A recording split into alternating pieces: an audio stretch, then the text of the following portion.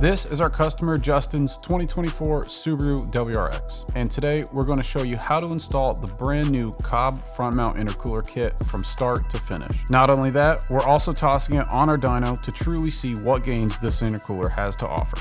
Let's jump right into it.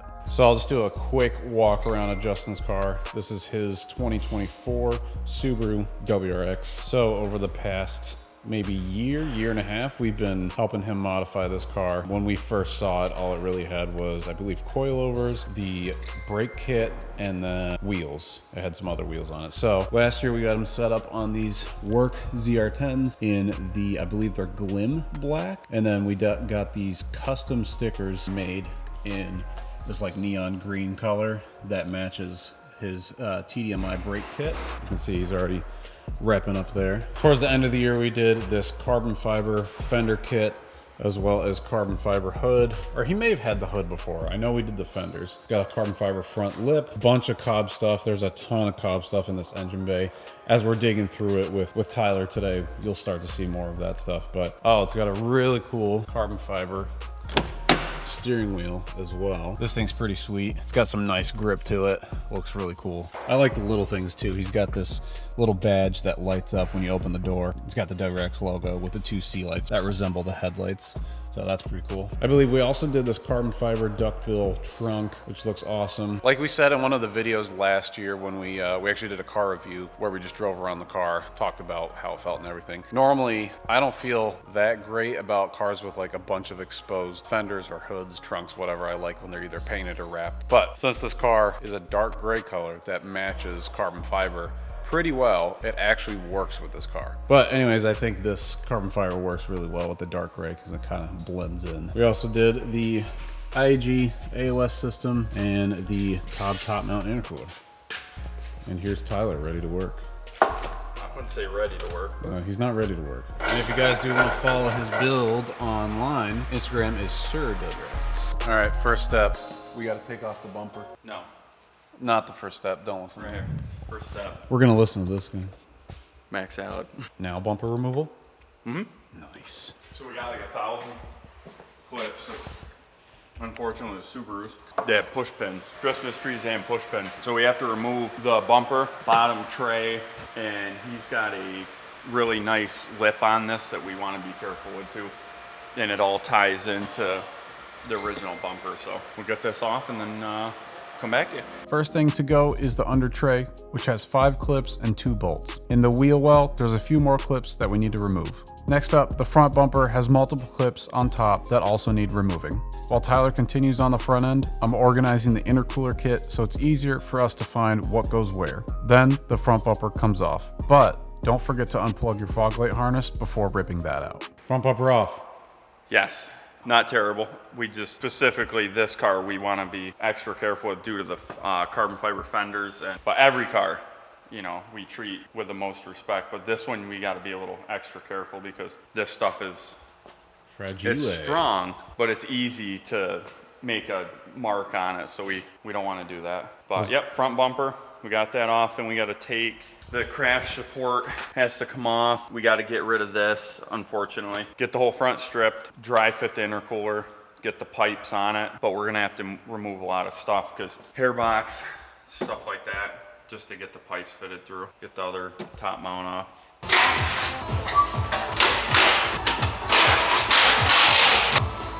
It's a speed bag. For the record, we are taking that off. It's got to get trimmed, yeah. Yeah, after he just said, let's be careful with the car. No, we're gonna box the car. What'd you say? It's got to get trimmed though for the pipes, which I don't know how much, but we'll to be determined. All right, so we just got the crash bar all set up. This one's nice and thick. Like you said, it kind of sucks that we're getting rid of the neon green over here, but this is gonna be more functional for the front mount that's going on here. So this is the driver's side. We got it trimmed up so you can see it fits just like such. We'll bolt that guy in, and then we have the passenger side, which has both your pipes, and then this is for the crash bar. So this one's a little tricky because you gotta, your ambient temp sensor, we're gonna have to relocate that because of the wire. So they want you to run the wire this side, but it'll fit just like that. So once we get these out, we'll get the intercooler in and show you what it looks like from there. And these kind of just direct the air towards.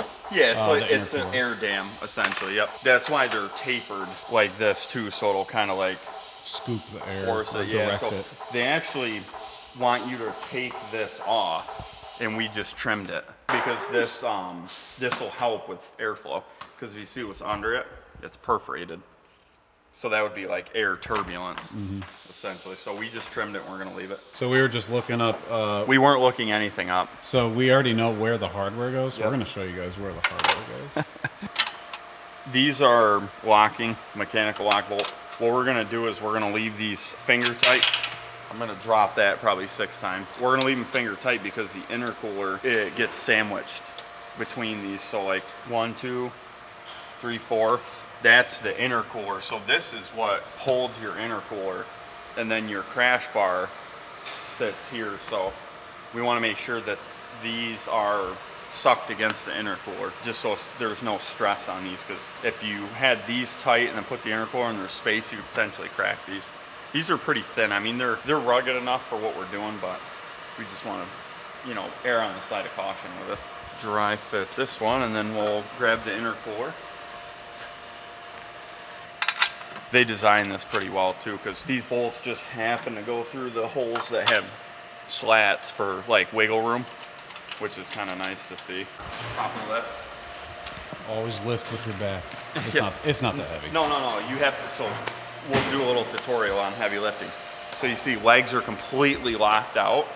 I'm gonna go like this and jerking, twisting as fast as possible. So this has Cobb on it, so it does have a front and a back. I'm hoping this fits with this Cobb diffuser. Yeah, you can see there's a spot right there to thread the hardware through. That's a thick boy too. This will be cool. It literally will be cooler. Oh, you're smart. And we will Loctite these. Blue Loctite. We're gonna fit everything in the front, get all the pipes on, and then we'll go back through and blue Loctite these, because blue you can remove without heat. If you used red, you could have trouble getting it out, but you don't want stuff like this to come loose. First impressions, it fits really good. I'm definitely impressed. It is a Subaru, so I am impressed.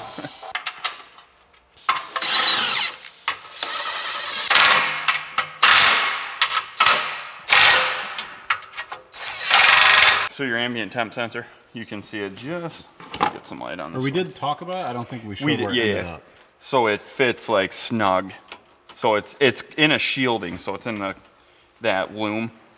But I'm just gonna leave it like, just like that. But it had these. There's one here, and then one reversed like this. But if you leave these on, it looks kind of shit. It doesn't look great. So we took them off. And then we're gonna leave it like that so it doesn't get crushed. We're gonna stick the crash bar on, but first, what they say retains the original OEM hardware. We're putting stainless washers on, which we were supplying because it didn't have any. It's almost the same size, so we don't wanna take a chance. We'll stick this up here.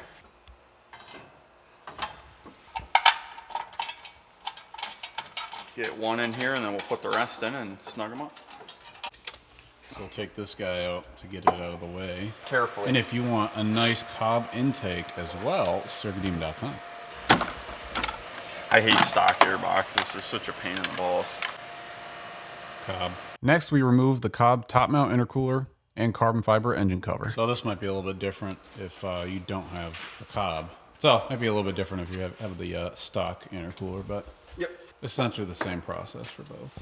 So this one has a detent, and it'll clip, boom. It'll clip either way. The other one has a pin. What you do is you pin the other one in, so like it'll have a keyway. You can actually see it. So you'll have to thread this through the pipe, and then it'll keep it so it won't move. This one could potentially come out, but it's got pressure, like under boost. It'll have pressure pulling, so the chances of it coming out are pretty slim. So this little guy right here is going to replace this part of the throttle body. And there's what, 410s on the back? Yeah. So the reason why they get rid of this is because you will no longer have an anchored intercooler. So this is what holds your intercooler normally. So now you're getting this, which you have to reuse your O-ring out of your intercooler. But this with the supplied hardware will sit. Come on, turn like that.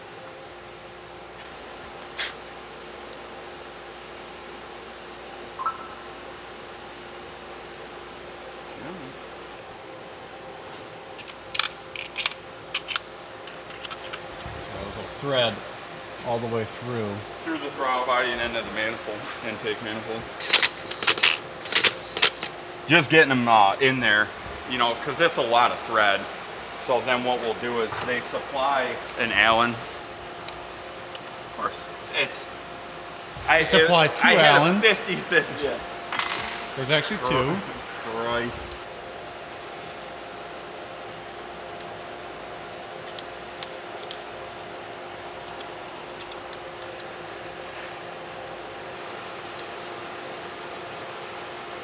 Remember that thing we talked about? Don't tell everybody. That was my secret. It is Maybelline. So this one, you have to mechanically lock it with they call that a grub screw, a set screw. It'll lock it right in there.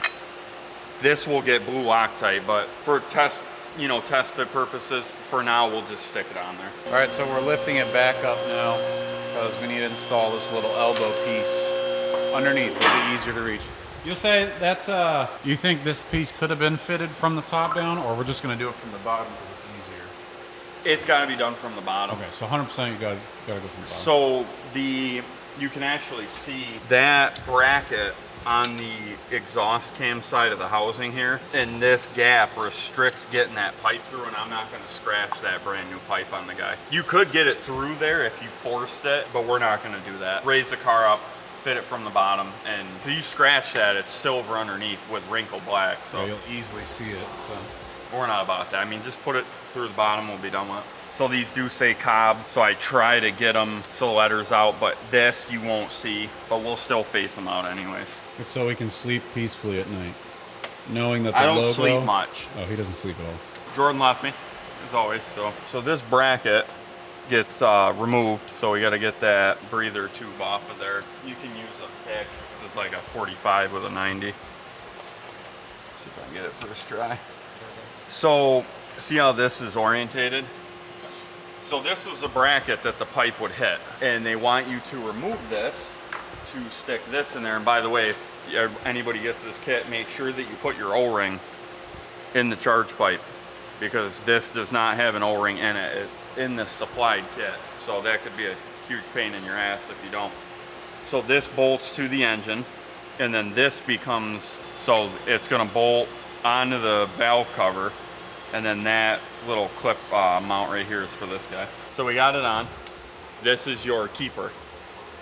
So this little guy, almost, easy, easy. Oh, you know what? I see how it's just sticking out a little bit. I knew this ring was gonna be kind of a, there we go. So now it won't come out. We'll have to tighten that with the helmet. We're still in the mocking phase. This pipe is gonna sit just like that once it's bolted down. So these pipes have rubber isolators. They actually have the Cobb hardware in them. So you put the rubber in and then you put the metal piece in, and that keeps it from pulling out. All your hardware has these nice Allen bolts. And there is one that has a bigger hole in it, which goes up top and bolts to the intake manifold. It's a pretty straightforward kit. It's actually surprisingly easy once you figure out what pipe goes where. The two side pipes are kind of tricky to figure out, but this, it makes sense once you get it through, because this one has, yeah, so like if you look at this one, it's gonna come through, so it goes like this. So you got to get it around the corner. It's going to take some finessing. It's going to go around the corner, and then it's going to line right up to here. So like this pipe right here, this rubber pipe is going to catch it like right here. It's It's a pain in the ass to get these pipes in here. I haven't even gotten them in yet. It's just everything's so tight and there's like no room. Andy's got this, so we're gonna have to maneuver this Cobb inlet. This is for the air box, so we're gonna have to get all of this stuff happy in its home without causing any fitment issues, because you don't want this rubbing together. You don't want to wear a hole in it, you know, so it's gonna be interesting, but it won't be too bad. Look at that, So, slight difference. Yeah, Jordan and I are both figuring it out. So there is it's like a 40 maybe. I thought the straight one on it, but this pipe will bottom out, and not for nothing, you may find that you have to trim your car a little bit on this too, so you don't have any hot spots on the pipes. But this one definitely takes this, because the angle of this pipe is gonna sit.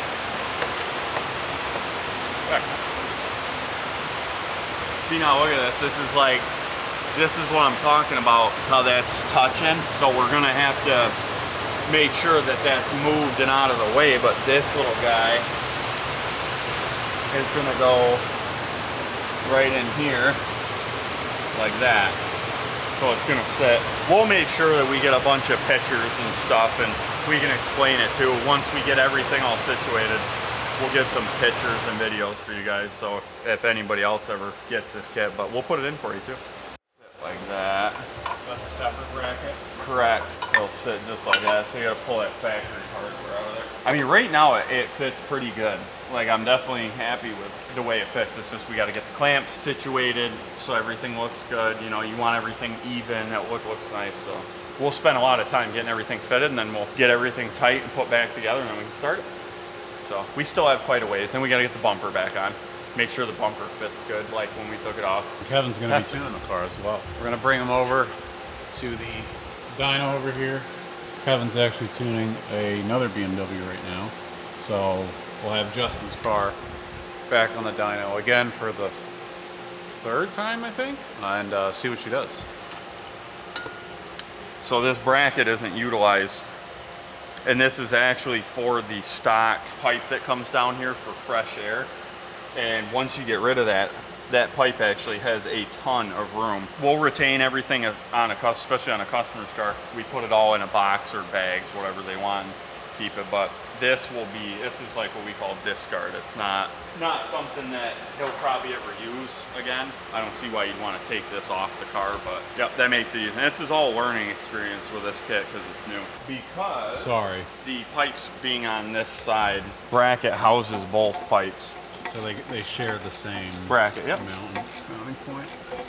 Yes, they do. Oh, I see. We showed putting the crash bar at like the front of the video or at the beginning, but it actually is like lasting. I mean, if you want to test fit everything. Yeah, it's just easier to have it out of the way. It's not a necessary thing to have on there till the end. You need to take that off, unfortunately, to fit the coupler. So we'll put it back on. Are we live? We're live. Okay, so we were talking about that clip before. One, you tighten the Allen from the top, otherwise your hand looks like this.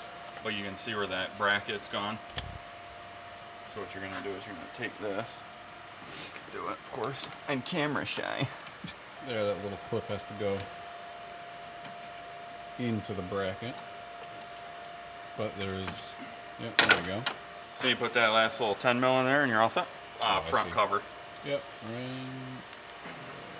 All right, so there's one last hose included in the kit that we're not going to be using because Justin already has the AOS installed, which is it this one? Yes. Okay, so it is. Goes to the turbo. Which has this giant fitting on it. So that goes to AOS. If you don't have an AOS, this hose would then go to what, the evap breather up top, somewhere on top of the block. Yeah.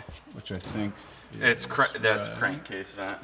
All we have left now is the airbox, and then the bottom bracing, and the it's all small. Just button up.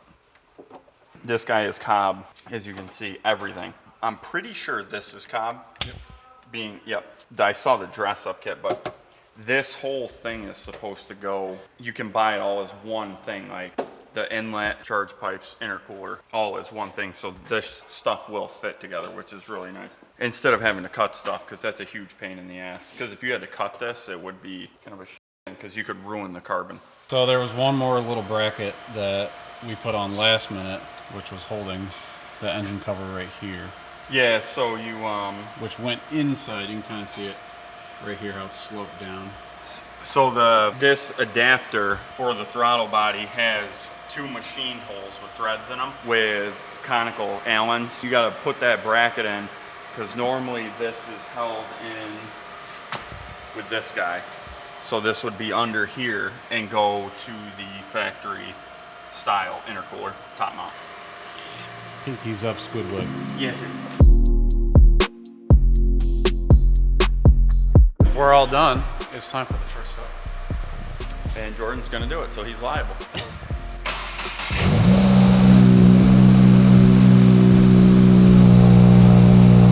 No lights or anything?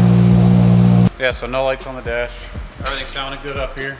Oh yeah. Next thing is off to Kevin on the dyno to get tuned, and it'll be cool to see what difference this makes between the top mount Cobb intercooler to the front mount Cobb intercooler.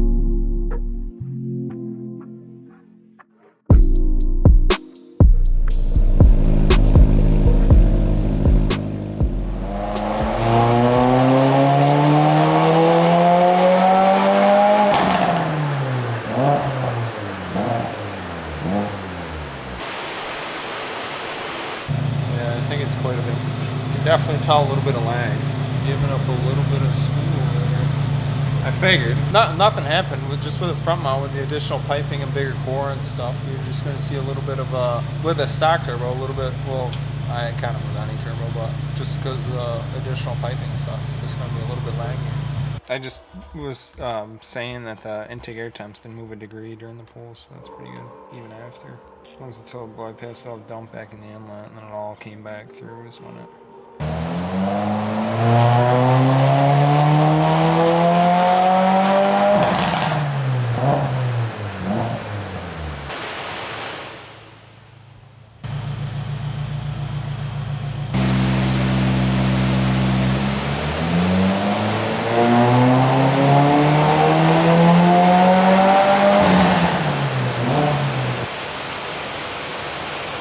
That was another pound and a half of boost up top. Same timing. Actually leaned it out a little bit. No knock. Made the same power. It needs ethanol for a setup like this. And you can literally see the loss bottom out just because of the intercooler piping. See the white tracer? That's with the top on it. This setup is really good for just having lower IATs all the time. You know, you don't come out to your car with the intercooler sitting on top of it and it just gets heat soaked through there. The intercooler doesn't get heat soaked, so if you're stopped for a long time and then you start driving and get airflow through it, it's going to get way cooler intake air temps immediately being at the front. And also this core is better than the top mount intercooler one, so it's going to have lower intake air temps. It's just not, you know, you're not going to see the gain. It was already, you know, the intercooler was efficient enough. Being a top mount intercooler previously, that wasn't a bottleneck, so putting this on, it's not like it's gonna pick up 20 horsepower. It's just the core was already good before, and when I did pulls before, the intake air temps were good. So it's, I mean, and the intake air temps are not moving down. They're just 80 degrees right across the board. But yeah, I added a pound of boost. Same timing, leaned it out a little bit because it didn't need because not just chucking heating up, and there's no point in moving the cam timing either. It's just physically the piping's longer, it's just going to be laggier through there. The intercooler wasn't a bottleneck before, you see what I'm saying? So it's good to tune for, because coming into boost and stuff like that, it'll definitely throw off trims, being that the piping's longer, so it's good that it's recalibrated correctly, you know, but it's not going to be, I don't think it'd be a gain in this setup. I've been telling him to do ethanol, but he doesn't want to, so. That's the next step. You know, you're just kind of stuck here. I think with these setups, you're just kind of, you know, stuck between 330 and 340 unless you get better fuel in them. Yeah, That's pretty much it. So basically it helps in one way by ensuring that you're always going to have colder air, colder, denser air that's lower, instead of getting heat soaked on top of the car if you were to be using it over and over and over again, say at like a track day or something like that. Next thing to do is to get set up on ethanol, and then you can turn it up. So it's just another mod that'll help right now get set up for the next kit or the next setup in the future. So not a bad thing. Not a bad thing. Just it's not going to do much right now, but it's going to help you with the future setup. And that's pretty much it for today's video, guys. We hope you were able to follow along with the install on the front mount. The big difference too is that Justin's car was already tuned by Kevin on the previous setup, so all we really changed was the Cobb top mount to the Cobb front mount. So let's say if you had a stock WRX and you just added the Cobb front mount and you have nothing else done, unlike Justin's car, you will actually see some good gains from this. One, with having the front mount, and two, with getting a Pro Tune. So even though Justin's car here didn't make too much of a difference, basically what Kevin was saying is we've pretty much already topped out what he's gonna make with his current setup. No matter if we change to a different intake or like we just did change the intercooler, we're pretty much topped out at this setup. So the next stage would be to do flex fuel, get that ethanol in there, and then he can turn it up a little bit more safely. So we hope you guys enjoyed today's video. Super stoked to have Justin's car back in the shop as always. And we'll see you guys in the next video, which I think we're bringing back some Mark V Supra stuff. As you guys know from a couple videos ago, we just recently picked up Mark V Supra A91, which is the manual transmission over the A90. In the next video, we have some new wheels, suspension, and tires going on, and I believe we just sent off the ECU to Femto to have that unlocked as well. If you guys are looking to get Pro Tuned by Kevin, hit the link in the description below. It'll take you right to circuitdemon.com, and from there you can book your tune with Kevin if you have a Subaru or a ton of other models. Keep in mind, for the Subaru guys, we have Dyno tune, obviously. He has OTS maps and e-tuning. So even if you're not local to the shop and don't want to make the trip out, Kevin still has some options for you guys as far as tuning goes. Thank you guys for watching. We'll see you guys in the next video. See ya.